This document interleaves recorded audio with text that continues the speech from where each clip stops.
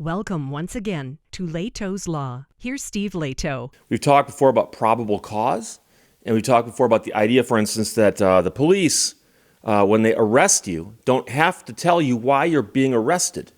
And so I've said before, also, they don't have to tell you other things about their investigation either when they arrest you. They can tell that stuff later to the court when the court requires it. So you might say, okay, Steve, that's interesting. What's up today? Well, Josh sent me a note about a story from techdirt.com. They did great work over there. Tim Cushing wrote this. Eighth Circuit says cops can come up with probable cause for an arrest after they've already arrested someone. So in other words, they can, in theory, arrest someone, discover probable cause later for the arrest, and then the probable cause will retroactively make the arrest good. That is wrong. But right now, it's what the court says is okay. So the case, and again, the Institute for Justice was involved in this, involves a possible First Amendment violation, but somehow ends up with a judicial blessing of cops who make things up after the fact to justify an arrest that's already taken place. That's what happened here. This man was walking down a Missouri road when he was accosted by a police officer.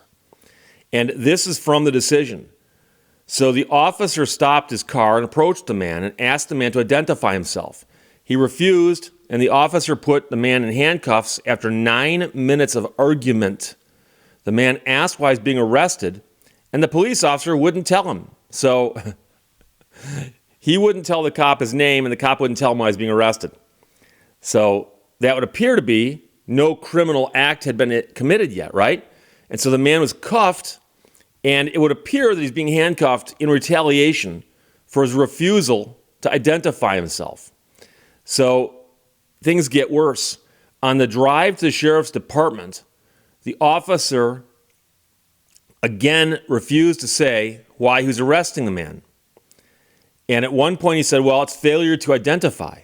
Now, that could have been a legitimate charge because state law there does allow officers to seek and ask for identification in certain cases, but not just all the time. So it says they shall have the power to stop any person abroad whenever there is a reasonable ground to suspect that he is committing, has committed, or is about to commit a crime, and demand of him his name, address, business abroad, and whether he is going. And it actually says whither he is going, like where he is going. This is written like by Shakespeare. Whither goest thou? But it turns out that that's only good if you have committed, are about to commit, or etc. And so it couldn't be that he's arrested for failure to identify when there is no basis to require the identification. That doesn't make any sense. So to demand identification from the man, the officer would have needed to suspect that his walking on the side of the street was a criminal act. But he didn't consider that to be a criminal act, nor did he seem to have any idea whether any criminal act had been committed that would justify his demand that he identify himself, or that the subsequent arrest for failure to identify made any sense, because none of that happened. So the officer arrested first and asked rather desperate questions later.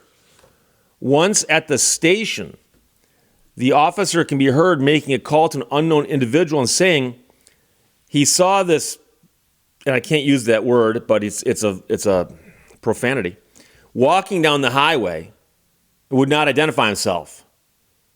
He then asked, what can I charge him with? So he's not even sure at this point what he can charge the guy with, but he's got him arrested, had him in handcuffs, and dragged him to the station. So without any predicate suspected offense, the officer could not demand the man identify himself. The man could not have possibly violated the law that the officer first thought he could arrest him for. And the officer appears to recognize the fact, and that's why he's calling other people for advice, trying to reverse engineer probable cause. Meanwhile, the man sat in a cell for 2 hours until officers identified him via a credit card in his wallet, and they released him. So he filed a lawsuit claiming his First Amendment right to mouth off to a law enforcement officer was violated by the obviously retaliatory arrest that was completely unsupported by probable cause. Both the lower court and the appeals court say there was probable cause, even if the officer didn't know what it was at the time. A Missouri statute requires pedestrians to walk only on the left side of the roadway or its shoulder-facing traffic, which may approach from the opposite direction. And so the man agreed there was probable cause to arrest him under this statute, but pointed out that this was much like a Supreme Court case where the court decided any probable cause for an arrest automatically defeats First Amendment retaliation claims. The justices in this case noted there are exceptions to the rule, like the sudden enforcement of laws law enforcement officers had never bothered to enforce prior to the retaliatory arrest. The parties agree that the officer had probable cause to arrest the man because the man was in violation of, in essence, the jaywalking statute. He was walking in the wrong part of the road. The man argues the facts in this case fit into the possible exception to the Supreme Court case because this is a situation where officers have probable cause to make arrests, but typically exercise their discretion not to do so. The Supreme Court, in their case, gave an example of an individual who was arrested for jaywalking in an intersection where jaywalking is endemic but rarely results in arrest. Rarely results in arrest. While the individual is vocally complaining about police conduct. So the man relies heavily on the similarities between jaywalking and walking on the wrong side of the road to prove his point.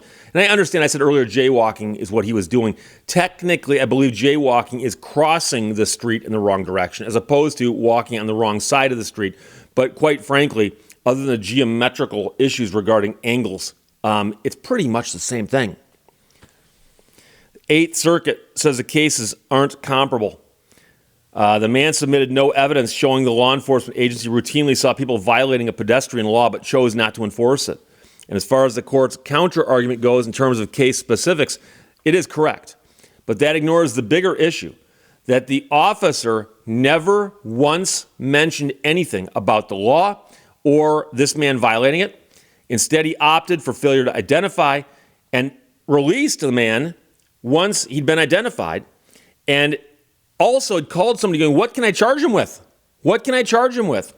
So while the court may see this as a straight-up exercise of the Supreme Court's Neves precedent, that's the name of the case, it ignores the fact the officer's own statements and actions showed he did not actually have probable cause to effect the arrest, and all the justifications for the stop, detention, and arrest of the man were obtained after the fact. That's the bigger problem. By focusing on the law that went unmentioned by the arresting officer, the court is giving its blessing to cops who arrest first and seek justification later. I'm going to read to you from the dissenting opinion.